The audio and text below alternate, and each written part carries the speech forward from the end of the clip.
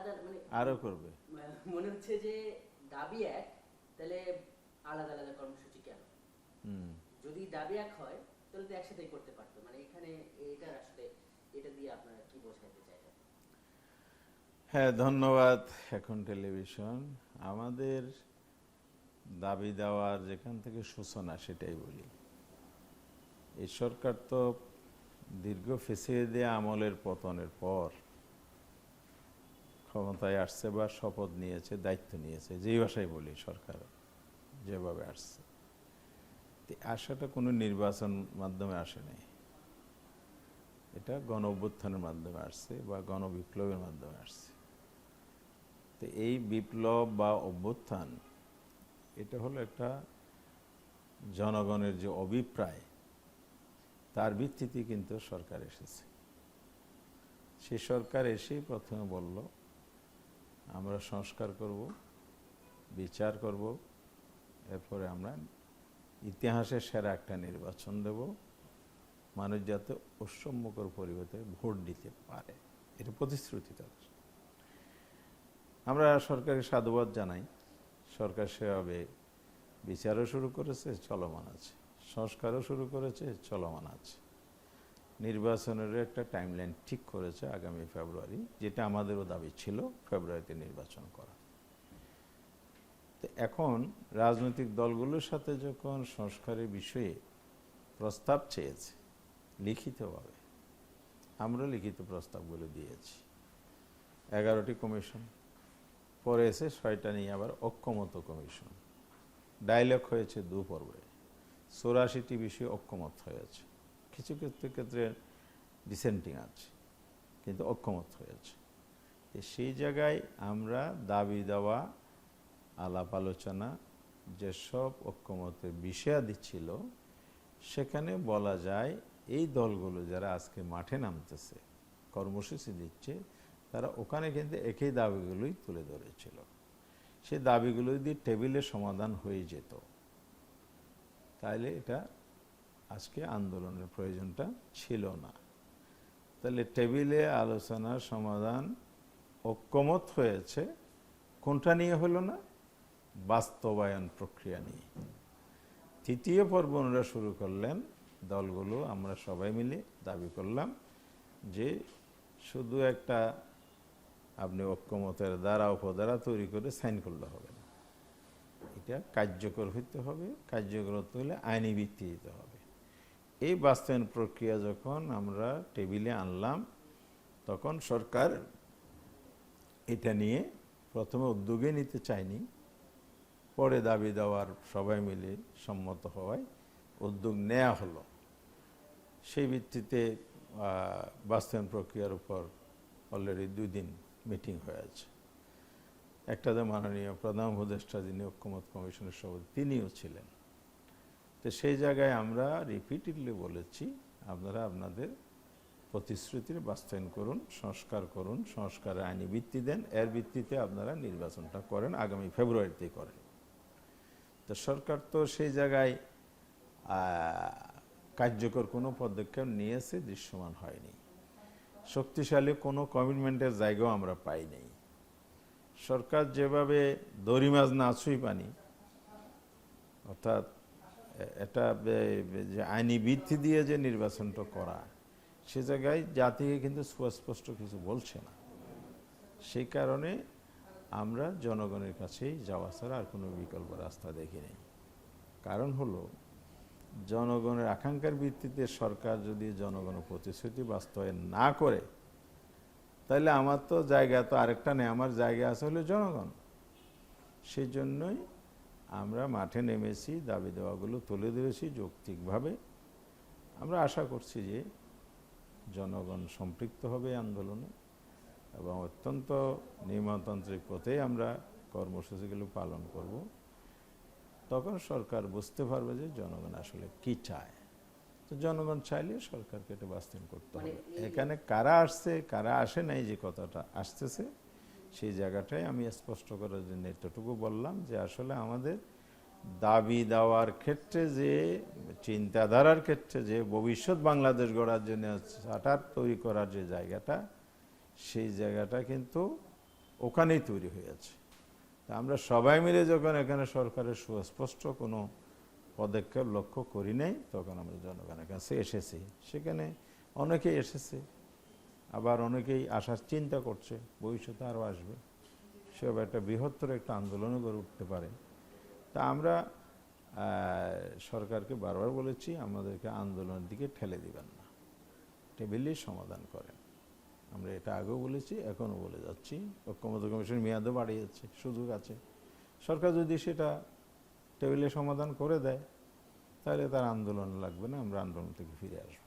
কিন্তু ভাই এই যে একই টাইমে একই দাবিতে বিভিন্ন দলের দলের পক্ষ থেকে যে সংবাদ সম্মেলন, এটা তো আসলে কাকতালীয় তো নয়, আপনাদের মধ্যে তো আলাপ আলোচনাও হয়েছে। আলাপ আলোচনা তো সবসময় হবে।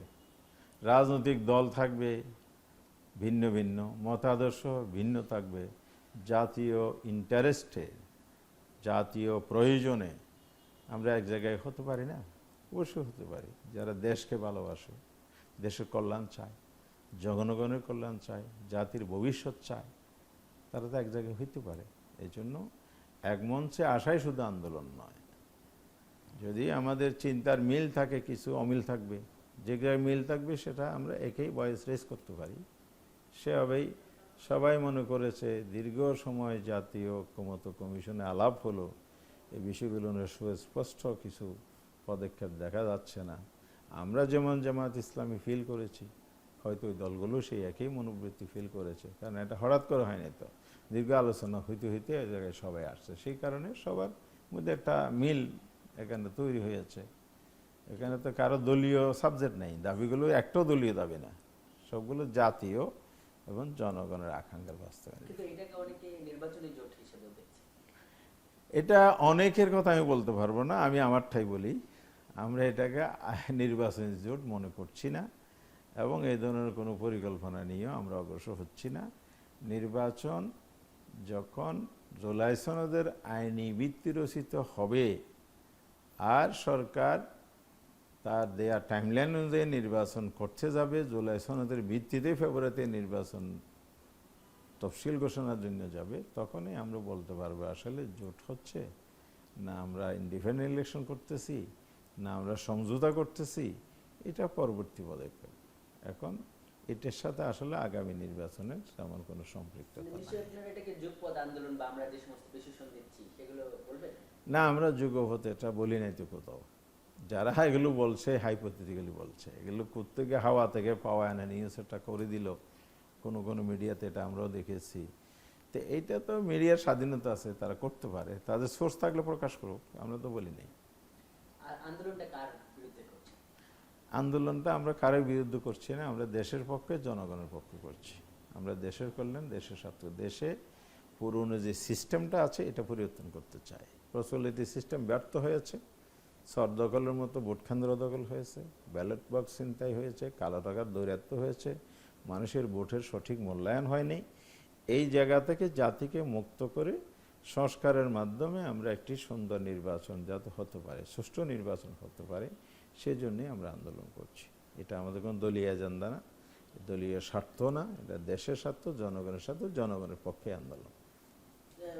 সংস্কারের যে আলোচনা ঐক্যমত্য কমিশনের টেবিল থেকে এই যে এখন রাজপথে যে গড়াচ্ছে, আপনারা সহ বিভিন্ন ইসলামী দলগুলো, এটার কিছু যুক্তিকতা বললেন,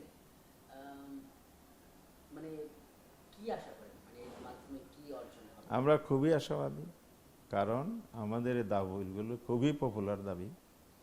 এই পপুলার হওয়ার পিছনে হলো ঐক্যমত্য কমিশনের সমস্ত আলোচনা কিন্তু ব্রডকাস্ট হয়েছে, টেলিকাস্ট হয়েছে, পাবলিক দেখেছে। সেদিন মাননীয় প্রধানমন্ত্রী নিজেও বলতেছিলেন যে আমিও এই আলোচনা করি, টেলিকাস্টের মধ্যে এগুলো আমি দেখেছি, এগুলো আমি এনজয় করেছি, এটাও বলেছেন। তাহলে এরকম ওনার মতো ব্যস্ত মানে যদি এটা দেখেন, দেখার সময় পেয়ে থাকেন, তাহলে জনগণ এগুলো দেখেছে। সে কারণে গ্রামে গঞ্জে দেশের সর্বত্র কিন্তু এই দাবির পক্ষে কিন্তু পজিটিভ মত আছে। এই জন্য কোনো কোনো জরিপে বলা হয়েছে 71% মানুষ পিআর পদ্ধতি চায়। সংস্কারের জায়গায় কিন্তু পার্সেন্টেজ আরও বেশি, বিভিন্ন জরিপে 80%, 81%, 90%, এক এক জরিপে এক এক জমা আসছে, কোনোটা কিন্তু 70-র নিচে আসে নাই। তাহলে সরকারকে এগিয়ে আসতে হবে। একটা হলো হচ্ছে না কেন? রাজনৈতিক সরকারও তো বলে যে সংস্কার দরকার। দরকার, তাহলে হচ্ছে না কেন? এটা তো ভেরি ক্লিয়ার, রাজনৈতিক সমঝোতা, ঐক্য। ঐক্য যারা কি রাজপথ থেকে ঐক্য আসবে? না, রাজপথ ঐক্য আসবে না, আলোচনার টেবিলও খোলা আছে, রাজপথও আছে, দুই জায়গায় হবে। একদম সংস্কার কমিটি তো 1 মাস টাইম বাড়িয়েছে, সেখানে আলোচনার সুযোগ আছে।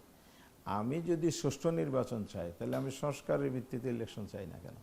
আমি 2 বছর পরে কখন সংসদে বাস্তবায়ন করব এটা বলি কেন? আমরা তো, দেশটার তো একটা রক্তাক্ত বিপ্লব হয়েছে, রক্তাক্ত অভ্যুত্থান হয়েছে, মানুষের জীবন গেছে, রক্ত গেছে, দলমত নির্বিশেষে সব শ্রেণী পেশার মানুষ, সব বয়সের মানুষ, ধর্মের মানুষ, এখানে ইনক্লুসিভ একটা মুভমেন্ট হয়েছে। তো সেটা কেন হয়েছিল? সেটা হয়েছে একটা পরিবর্তনের জন্য। সেটা হয়েছিল দেশ যেভাবে বিপদগামী হয়েছে, সঠিক পথে আনার জন্য, সংস্কারের জন্য। সংস্কারের ভিত্তিতে দেশ নতুন রাজনৈতিক ব্যবস্থার দিকে এগিয়ে যাবে, নতুন স্বপ্নের বাস্তবায়ন হবে। মানুষ তো সে আকাঙ্ক্ষা পূরণ নিয়ে বসে আছে এখানে। তো এই জায়গায় যারা বিরোধিতা করছেন, দ্বিমত করছেন, ঐক্যমতে আসতে চাচ্ছেন না, তাদের কি এই বিপ্লবের চেতনা ধারণ করেন না? আমি তো মনে করি সংস্কারকে ধারণ না করলে বিপ্লবের চেতনা ধারণ করেন না। আর যদি সেটা হয়ে থাকে, ডাকসুতে যা হয়েছে, জনগণ যে জবাব দিয়েছে, এই জবাব এখানেও আসবে। কারণ জনগণ এখন সেই পুরনো, সেই ফেসিবাদী আমলের রাজনৈতিক ধারায় নাই। আপনি ইলেকশন করবেন কিসের ভিত্তিতে করবেন? কিসের আইন? নির্বাচনী আইন কোনটা? সরকার গঠন হয়েছে কিসের ভিত্তিতে হয়েছে? সরকার গঠন হয়েছে জন অভিপ্রায়ের ভিত্তিতে। আর্টিকেল 7-এ যেটা বলা আছে, জনগণের অভিপ্রায়, উইল অফ দ্য পিপল, সেই ভিত্তিতেই সরকার এসেছে, কমিটমেন্ট হয়েছে সরকার সংস্কার করবে। তো এই সংস্কারবিহীন নির্বাচন কীভাবে হবে? আর সেটা যদি না হয়, তাহলে সরকারের আইনি ভিত্তি কী? প্রশ্ন উঠবে। সংস্কার কমিশনের আইনি ভিত্তি কী? প্রশ্ন উঠবে। নির্বাচন কমিশন গঠনের আইনি ভিত্তি কী? প্রশ্ন উঠবে। নির্বাচন যেটা আমরা ফেব্রুয়ারিতে করতে চাচ্ছি, এটাও চ্যালেঞ্জ হয়ে যাবে। পুরো দেশটা একটা ক্রাইসিসের মধ্যে পড়ে যাবে। আমরা তো এরকম সংকট থেকে দেশ এবং জাতিকে বাঁচাতে চাই। সেই কারণে আমি আইনি ভিত্তি চেয়েছি, যেটা লিগালাইজ হয়, লেজিটিমেসি এখানে পেয়ে যায়। সেই ভিত্তিতে ইলেকশন হলেই একমাত্র দেশ সংকট মুক্ত হবে। আগামী দিনে বাংলাদেশ যে স্বপ্ন নিয়ে গণ আকাঙ্ক্ষার বাস্তবায়ন করে সামনে এগিয়ে যেতে পারে। শেষ পর্যায়ে ভাই দুইটা প্রশ্ন করবো। সেটা হলো যে আপনি জনগণের অভিপ্রায়ের কথা বললেন, রাজনৈতিক এই বক্তব্য আসছে যে এই ধরনের আন্দোলন জনগণ প্রতিহত করবে, আপনারা যেগুলো করতে যাচ্ছেন। আমরা যেটা করতে চাচ্ছি প্রতিহত আমাদেরকেও করবে না, যারা এটা বলে বেড়াচ্ছে, সংস্কারে বিরোধিতা করতেছে, কেন্দ্র দখলের স্বপ্ন দেখতেছে, কালো টাকা দিয়ে নির্বাচিত হওয়ার স্বপ্ন দেখতেছে, তাদেরকে জনগণ অতীতে যেভাবে প্রতিরোধ করেছে আবারও প্রতিরোধ করে। লাস্ট প্রশ্ন ভাইয়া, যে পিআর, এটা নিয়ে অনেক বিশ্লেষক যারা, বিশেষ করে নিম্নকক্ষে, বলছে যে সরকার আনস্টেবল হবে, এরকম একটা কথা আসছে। এটার একটা উত্তর দিন যে তাহলে আপনারা কেন, এটার ব্যাপারে কি আপনারা আসলেই অনেক সিরিয়াস যে এটা ছাড়বেন না? আমার একেবারে সুস্পষ্ট বক্তব্য, 51টি দেশে যে পিআর পদ্ধতি নির্বাচন হয়, সেখানে কি সরকার অস্থিতিশীলতা আছে? সরকার পড়ে গেছে? নেপালের কথা বলা হয়, না, এখন বোকাস কথা। এখন- নেপাল কোনো পিআরের কারণে পড়ে নেই। এটা তাদের জাতি গোষ্ঠীগত, তাদের কালচার, তাদের জাতিগত বিভিন্ন যে ক্লেশগুলো আছে, এখানে অন্য জায়গারই বিভিন্ন হস্তক্ষেপ আছে, এসব মিলেই এই জায়গাটা খালি ঘুরে ফিরে নেপাল। নেপালের বাইরে তো আরো অনেক দেশ আছে, উন্নত বিশ্বের অনেক দেশে এটা আছে। তা আমরা সেটা বলি না, খালি ওইটাই বলি। ইসলামী, এই যে বিশেষ করে ডাকসু এই ধরনের অনেক যারা বিশ্লেষক আছে, তারা এখন কিন্তু বলছে যে বিএনপি যেভাবে ক্ষমতায় চলে গিয়েছিল সেটা হয়তো না। আপনারা যদি ক্ষমতায় যান, তাহলে আপনারাও তো নিজেরা সংসদে এই সংস্কারগুলো বাস্তবায়ন করতে পারেন, কারণ আপনারা তো সংস্কারের পক্ষে আপনাদের দাবিতে বেশি মানে জোর দিচ্ছেন। আর তখন পিআর হলে আপনাদের লস না? না, কোনো লস নাই। কারণ হলো, পিআর হলে একটা ফেয়ার ইলেকশন হবে। পিআর হলে জনগণের প্রতিনিধিরাই পার্লামেন্টে আসবে, কোনো ম্যানিপুলেশনের মাধ্যমে কেউ এখানে ইলেক্টেড হয়ে আসবে না। রাজনীতিটা তখন ফেয়ার হবে। কারণ আইন প্রণেতা হিসেবে যখন সংসদ সদস্যগণ ভূমিকায় আসবে, ফেয়ার সিস্টেম মানে সেটাই। আমার সংসদ সদস্যের কাজ তো গম বরাদ্দ দেয়া না, ব্রিজের চাঁদাবাজি করা না, টেন্ডারবাজি করা না। এগুলো করে বলে কিন্তু বাংলাদেশে গণতন্ত্রের বিকাশ হয়নি। নেতা দেখবে না, আমার সংসদের যে এমপি, আপনি সাবেক এমপি, হ্যাঁ যে জনগণ চিনবে। অবশ্যই দেখবে আপনি পদ্ধতি কোনটা নেবেন। আপনি যদি দেখতে চান বাংলাদেশের জনগণ বলে আমরা এমপি দেখতে চান, তাহলে জার্মানিকে ফলো করেন, সে পিআর পদ্ধতি নেন। তুরস্ককে ফলো করেন, সে পিআর পদ্ধতি নেন। পিআর তো 8 প্রকার পদ্ধতি আছে। আপনি যেটাতে এমপি দেখতে চান সেটা নিলে একটু সুযোগ আছে। পদ্ধতির মধ্যে বিভিন্ন ক্রাইটেরিয়া আছে, শ্রেণীবিন্যাস আছে। আপনি যেটা বাংলাদেশের জন্য উপযুক্ত সেটা করেন। আগে নীতিগত একমত হোক। নীতিগত একমত হলে ডিটেলস কি বাস্তবায়নের রোডম্যাপ হবে সেটা পরে আলোচনা করে ঠিক করা যায়। লাস্ট প্রশ্ন ভাইয়া, যে এই সময় এসে ইসলামপন্থী যে দলগুলো তাদের এক ধরনের রাজনৈতিক ল্যান্ডস্কেপে একটা উত্থান কিংবা একটা জোয়ার অনেকে দেখছে, তাদের আসলে অ্যাম্বিশন কি? তারা কি আসলে সিরিয়াস, মানে এই যে তাদের ঐক্য কিংবা আগামী ইলেকশনে মানে তারা কি চায়? কতদূর পর্যন্ত আসলে এখানে দলগুলোর উত্থান, দলগুলো কি জোর করে উত্থান করাচ্ছে না জনগণের সমর্থনের ভিত্তিতে করতেছে? তা আমার দেশের জনগণ যেটা চায় সেটাই তো হবে। ambition? জনগণ যদি এটা চায় যে আগে যারা ক্ষমতায় ছিল তারা আমাদের ভাগ্যের পরিবর্তন করতে পারে নাই, অধিকার বাস্তবায়ন করতে পারে নাই, দেশকে এগিয়ে নিতে পারে নাই, দেশে ব্যর্থতা ছাড়া সাফল্য একেবারেই নগণ্য। তো জনগণ যদি কারো প্রতি আস্থা রাখে, সমর্থন দেয় যে না এরাই পারবে, ওদেরকে দেখেছি, এখন একটু এদেরকে দেখতে চাই যেখানে অনেস্টি আছে, আগে ডিসঅনেস্টি ছিল, যেখানে যোগ্যতা দক্ষতার ব্যাপারে জনগণের একটা আস্থা আছে, যেখানে মানুষের ভিশন অ্যাম্বিশন যেটাই বলি না কেন, সেই জায়গাটা যদি জনগণের আকাঙ্ক্ষার বাস্তবায়ন করে হয়, তাহলে সেটা দোষের কি? আমরা গণতান্ত্রিক রাষ্ট্র চাই। গণতান্ত্রিক রাষ্ট্র মানে তো হলো জনগণের সমর্থনের ভিত্তিতে নেতৃত্বের পরিবর্তন, নেতৃত্ব বাছাই। তো জনগণের ভিত্তিতে নেতৃত্ব বাছাইয়ের প্রক্রিয়াটা হলো নির্বাচন। তো নির্বাচনে আমরা যদি সবাই প্রতিদ্বন্দ্বিতা করি সুষ্ঠু একটা পদ্ধতির মাধ্যমে, তাহলে তো জন আকাঙ্ক্ষার বাস্তবায়ন হবে। সেখানে যদি কারো উত্থান হয় আবার কারো যদি পতন হয়, তাহলে এটা জন আকাঙ্ক্ষার বাস্তবায়ন হয়েছে, জনগণ জয়ী হয়েছে এখানে। তো সেভাবে অন্যভাবে বিশ্লেষণ করার কোনো সুযোগ নাই। ডাকসুতে যে বিজয়িত হয়েছে আপনারা তো এটা তো কিন্তু ছাত্রদের এই আলোচনা আছে যে আপনারা ক্ষমতায় গেলে তো সবার হিজাব বাধ্যতামূলক, কি করবেন, মানে এই এরকম আলোচনা আছে। এই আলোচনা যারা করে তারা হয় না জেনে করে অথবা জেনে না জানার ভান করে, বিরোধিতার জন্য বিরোধিতা। জামায়াত ইসলামী বা ইসলামী দলগুলো যেভাবে ইসলামী সমাজের কথা বলে সেটা একটা ন্যায়ভিত্তিক সমাজ, মানুষের অধিকার বাস্তবায়নের সমাজ, সুশাসনের সমাজ, জবাবদিহিতামূলক সমাজ, জনকল্যাণমূলক একটি সমাজ ব্যবস্থার কথা বলে। আপনি যদি বলেন যে ইসলামী দলগুলো যদি ক্ষমতায় আসে বোরকা পরায় দেবে, হাত কাটি ফেলবে, ইসলামী দলগুলোর যে অনেকগুলো কল্যাণময় কর্মসূচি এগুলো তো আপনি বলেন না।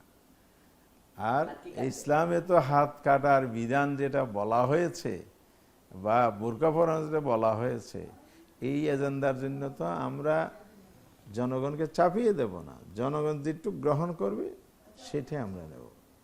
জনমতের বাইরে গিয়ে তো এটা করা হবে না। জনকল্যাণমূলক রাষ্ট্র, জনগণের সমর্থনিত রাষ্ট্র মানে হচ্ছে জনগণ যেই আমরা জনগণের মধ্যে মোটিভেশন করব, পরিবেশ তৈরি করব, আইন মানার পরিবেশ তৈরি করা, রুলস মানার পরিবেশ তৈরি করা। আমরা চাপিয়ে দেব না। চাপিয়ে দিলে তো গণতন্ত্র হবে না। আমরা তো গণতান্ত্রিক পদ্ধতিতেই শাসন ব্যবস্থা পুনঃপ্রতিষ্ঠা করতে চাই। ডানপন্থী লোকগুলো খুব বা ইসলামী দল